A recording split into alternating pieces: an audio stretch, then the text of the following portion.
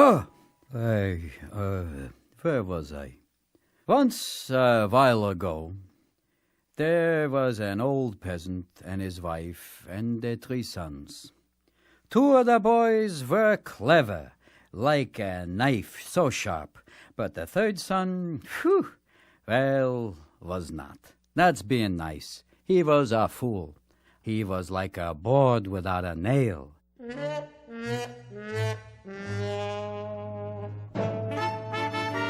Now it came to pass in those days that the Tsar of all Russia issued a proclamation to every cottage in the land that whosoever could build a flying ship, one that could sail throughout the blue sky, this way and that, hither and yon and hither. I don't know where hither is, but I hear it's nice. They would win the hand of his lovely daughter, the princess.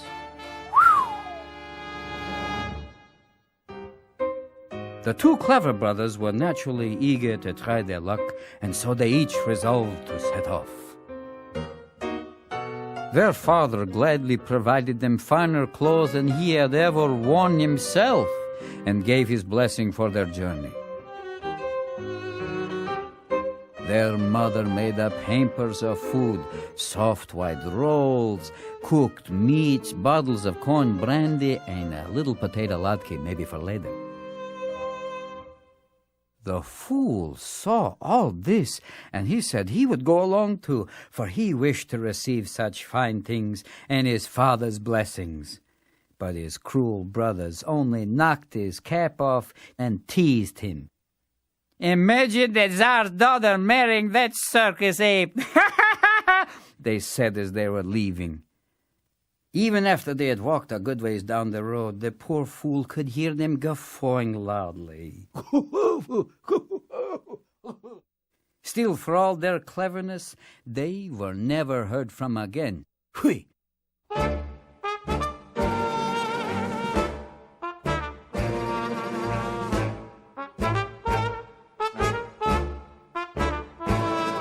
Some time passed. Not much, not a little. What am I, a watch?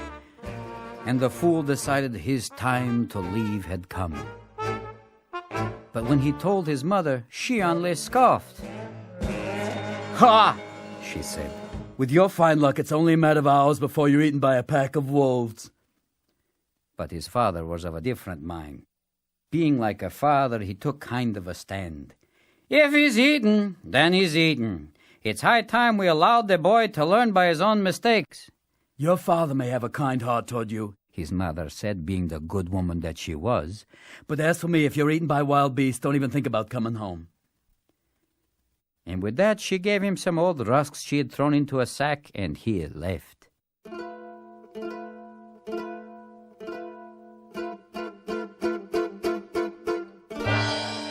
The fool had not gone far into the woods, not that far, but far enough, when he met an ancient wisp of a man leaning on a rude crutch. The man had a wild icicle of a beard and a pair of lively white eyebrows that leapt like snow hairs when he spoke. "Where goest thou, young fellow?" he asked. "Truth be told, I'm going to marry the Tsar's daughter. But first I must build a flying ship." "How will you do that?" the old man asked. But the fool had not thought that far, because he was a fool, and they never think that far. "Well then," said the old man, "let's rest a bit and have a bissel to eat." "I'm ashamed to offer you what I have here," said the fool. "It's good enough for me, but certainly not sort of meal to which one asks guests. Although if you are hungry, I'll be more than happy to share what I have." And so he began to unpack his meager fare.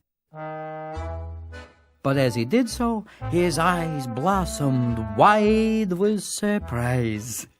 There was wine and corn brandy and soft white rolls and all manner of cooked meats and sausages. I'm drooling thinking, and delicate cheeses, the kind of cheeses that just take you by the nose and lead you round the house. There was even a tin of caviar made from a pair of fish that swam only in champagne. and all the plates were made of the finest silver and engraved with scenes of soldiers in battle, so lifelike that if one looked closely, one could imagine one heard the sound of gunfire.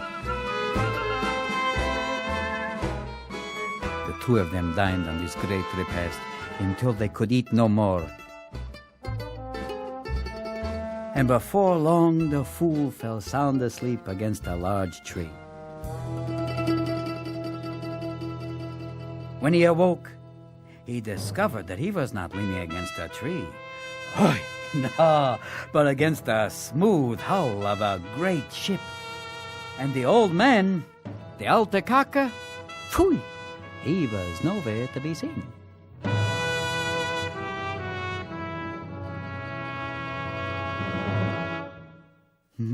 My, I can hardly remember being so industrious, thought the fool. But look what I've done!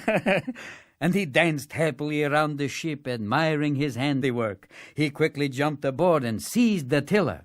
Instantly, the ship leapt into the air and shot away over the treetops, heading towards hither.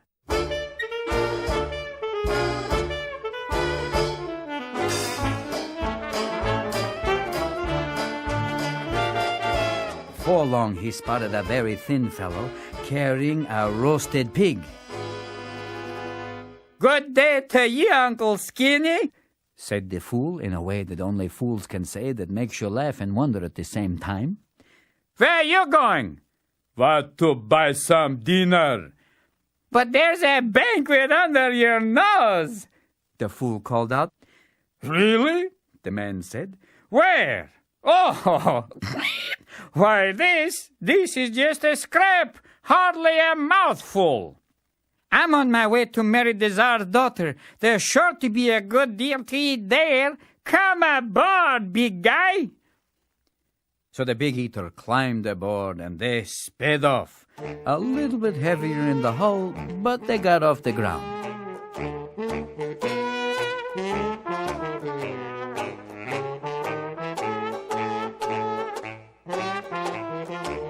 They flew on and on until, looking down at the earth below, the fool saw a man with ears the size of soup plates lying with one of his ears pressed to the ground.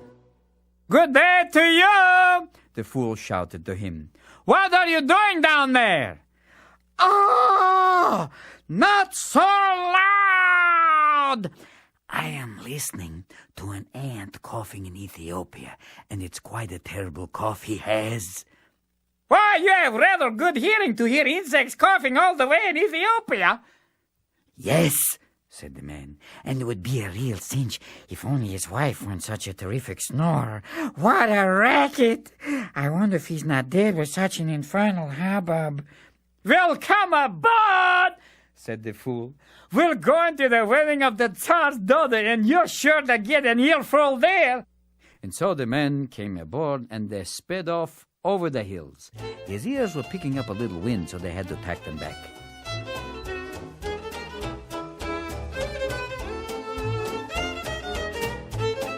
Before long, they spotted a man hopping along on one foot with the other tied behind his head. "Ahoy there, Lloyd Pegleg!" cried the fool. "Why are you hopping along on one foot?" "And what would you have me do on one foot? Pirouette?" the man asked. "Besides, if I were to untie my other foot, I'd move too fast for anyone to see me. Why, I would trip over the equator in one stride." "Whew! That's pretty quick," the fool said. "If you think that's quick," the man replied, "you should have seen me before the old arthritis set in." "Come aboard," said the fool. "We're headed for the wedding of the Tsar's daughter. He's sure to require a speedy messenger." And off they went.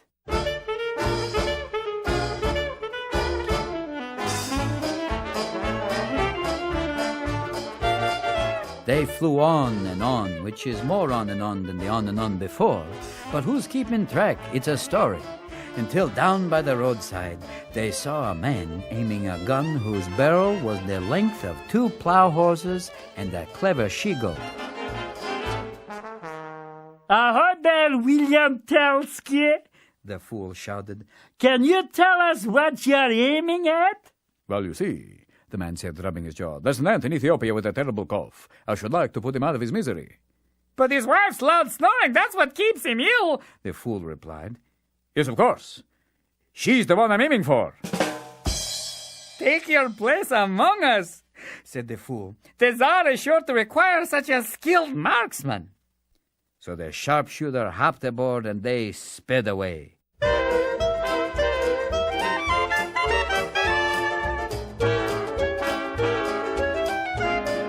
As they were traveling, they saw a shrunken weakling of a man stoop beneath a head of hair so great that he groaned with the effort of carrying it. Ahoy there, cousin Hunchback! The fool shouted. What sort of burden have you got there? Oh, it's no burden at all, he replied wearily. It's only my strength I'm carrying. There's quite a lot of it, as you can see. Well, there's going to be a wedding of the Tsar's daughter, said the fool. And they're sure to need a strong man there. In any case, they're sure to have a pair of shears for a decent haircut. Climb aboard, Samson! But the weakling couldn't manage it himself. So the fool and the sharpshooter got down and lent him a hand, pulled him up onto the ship, and they sailed across the countryside.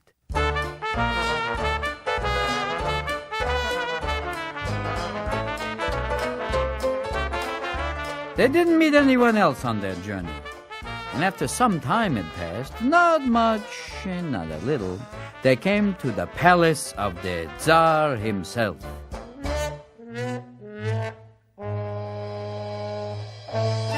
The Tsar was at the moment eating his dinner, which, tightwad that he was, consisted of no more than a tiny bowl of borscht without any sour cream, which is a meal that you shouldn't have, God willing, ever.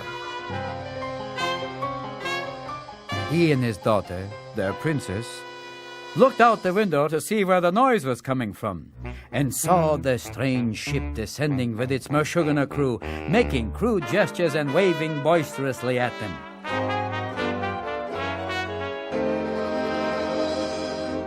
One of the Tsar's servants, a miniature genius interested in marrying the Tsar's daughter himself, was watering his mechanical bear at the fountain when the ship landed. Now the Tsar thought that there was no one in the world worthy of his daughter's hand in marriage, although he secretly hoped that the Prince of the Moon would come in a flying ship. But if no one came after a certain time, well, he promised the small servant his daughter's hand. On seeing the flying ship, the servant immediately perceived that the ship's crew were just a rough group of simple peasants, not the Prince of the Moon, and he quickly went running into the Tsar's dining room, huffing and puffing.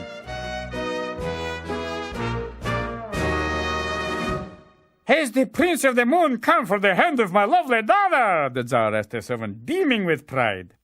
Far from it, your majesty, replied the winded egghead.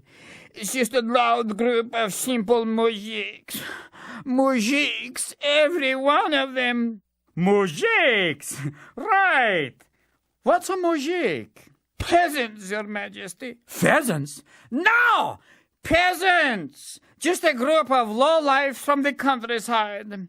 And the leader of this riffraff claims he's fulfilled the requirements of your proclamation with that ship of his, and is asked for the hand of your daughter, the princess. Oh?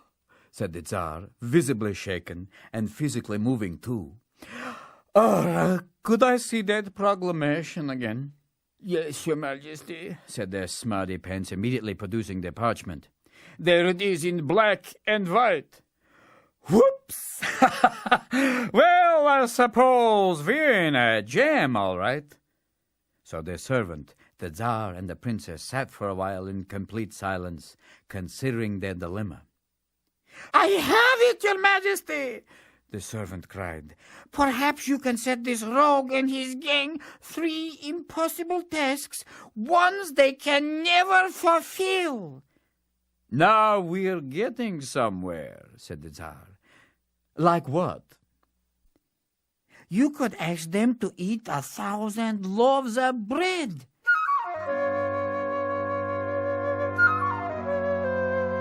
This nearly tore the Tsar in two. He wanted desperately to rid himself of this unwanted suitor, but as a tightwad, the idea of parting with 1,000 loaves of bread was more than he could bear. But in the end, to get rid of the fool, he agreed. So the servant went to the fool, who was turning somersaults and cracking jokes with his party and standing by the fire doing party tricks that I can't talk about, and brought him into the palace. "Ah-ha!" said the fool loudly on seeing the princess. "My bride to be! What a vision you are! And my soon-to-be father-in-law! May I call you Pop?" "Pop?" said the Tsar, reddening. "It is His Majesty's desire that all suitors first fulfill 3 small tests before any wedding plans be discussed," the servant said. He then produced a huge volume, nearly as large as he was, and pretended to consult it carefully. Yes.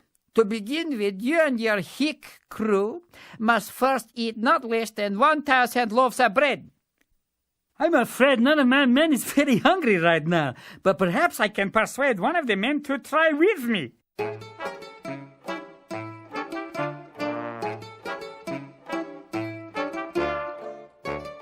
So he summoned the eater from the ship.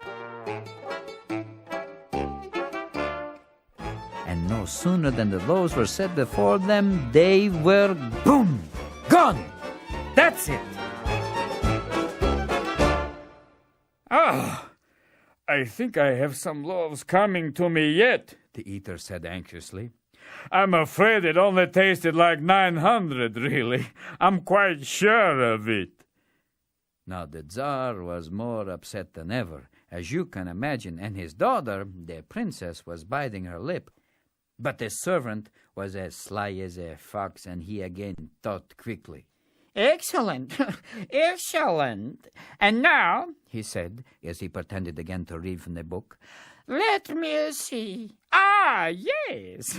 You must journey down to Africa and fetch a piece of the equator. Then the Tsar's daughter will be yours." And he and the Tsar chuckled at the fool, who seemed to be thinking the matter over. A piece of the equator, eh? The fool said. "Any particular size piece?" The Tsar and the servant looked at each other uncomfortably. "Size?" stammered the servant. Not really. But you must bring it before sundown, and not a minute later." "Well, you probably know what it's like to run about on a full stomach," the fool replied calmly. "So if you have no objection, I will ask one of my courtiers to make the journey." And so he arose from the table, went into the courtyard, and described the situation. "This is my affair," said the runner, who stood up quickly, untied the leg from behind his head, and began to wiggle it to get the stiffness out. The very instant in which he touched it to the ground, he was out of sight. And just as he predicted, he tripped over the equator in his first stride and fell headlong into deep East Africa.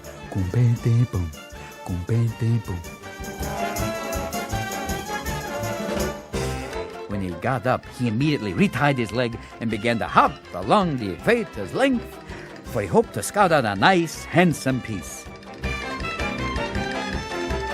Now, as everybody knows who's been there, the equator is a bright blue color with worm-like imperfections here and there, because it's been drawn so many times on a map.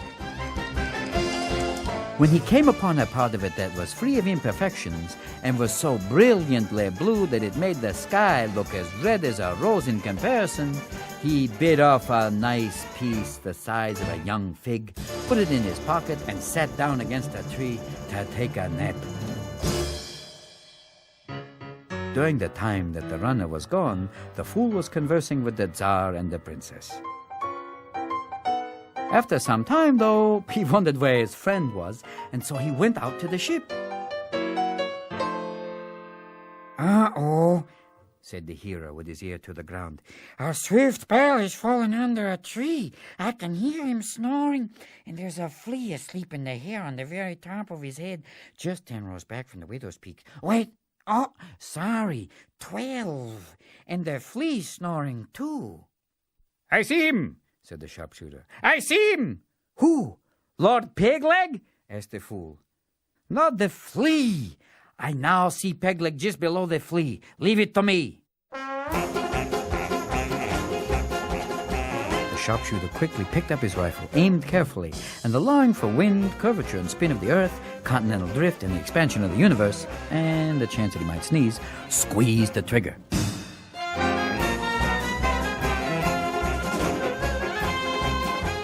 The bullet hit the flea squarely amidships, which is to say it struck it on the third button on his brocaded flea's vest, dead bullseye, and ricocheted loudly, ka-ping, off the embossed buckle on his high-heeled shoe.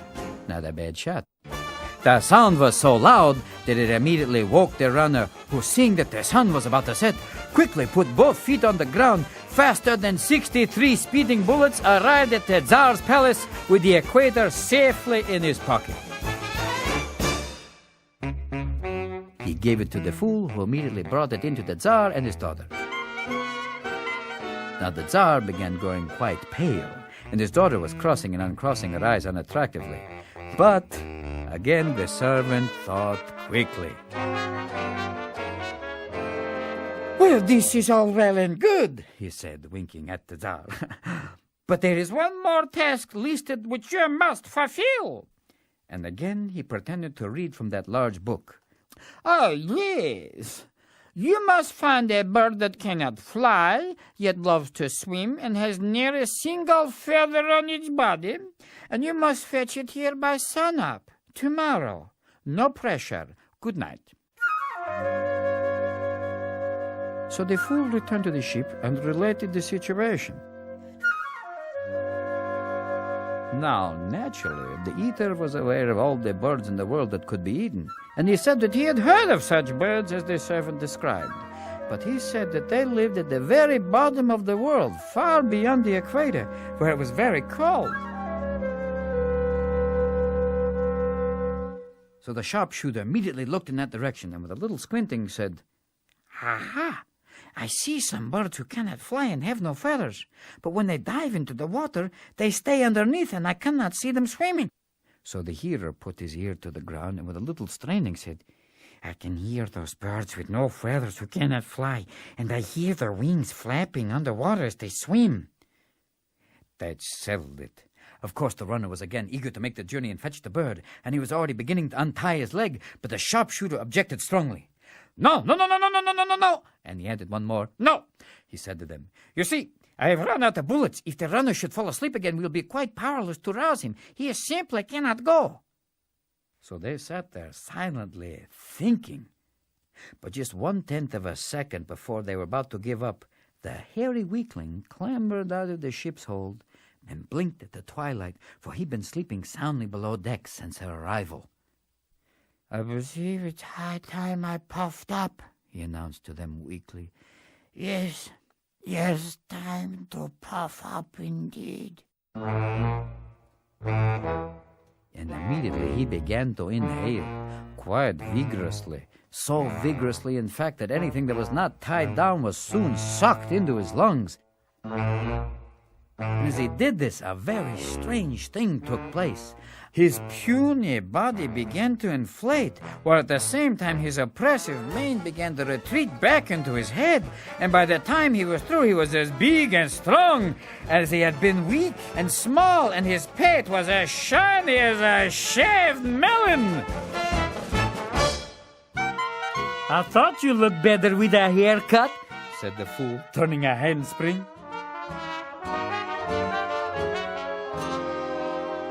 The puffer then opined that if they were unprepared to travel to the South Pole, they would have to bring the South Pole to them. And so, grabbing a hold of a piece of turf, he began quickly hauling the countryside toward himself like a sailcloth. The fool and his crew watched in absolute amazement as houses and whole villages appeared on the horizon like ships, came toward them, and then disappeared into the pile behind the puffer.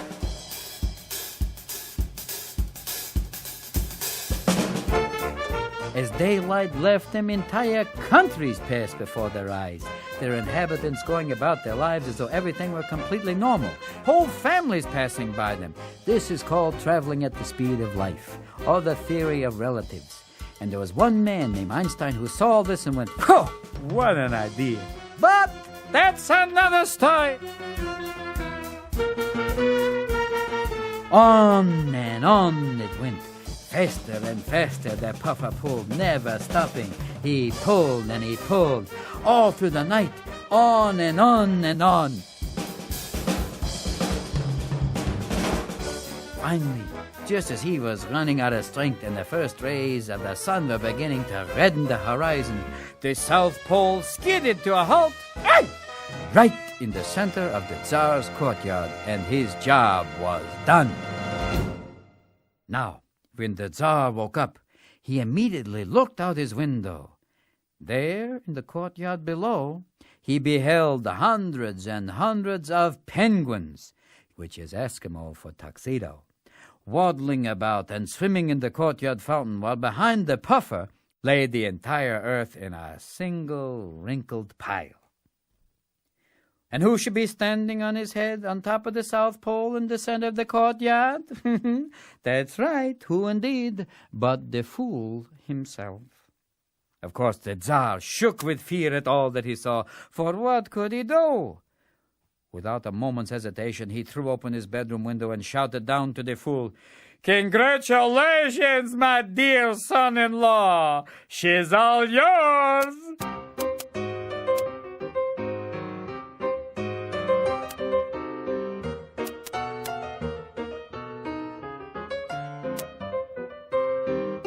And so the fool and the princess were married that very morning, and the Tsar gave the fool half of his kingdom, which is a nice deal, and fired his pint-sized servant, who ran off to the mountains and opened a hotel, while the companions in the flying ship took up the best quarters in the palace.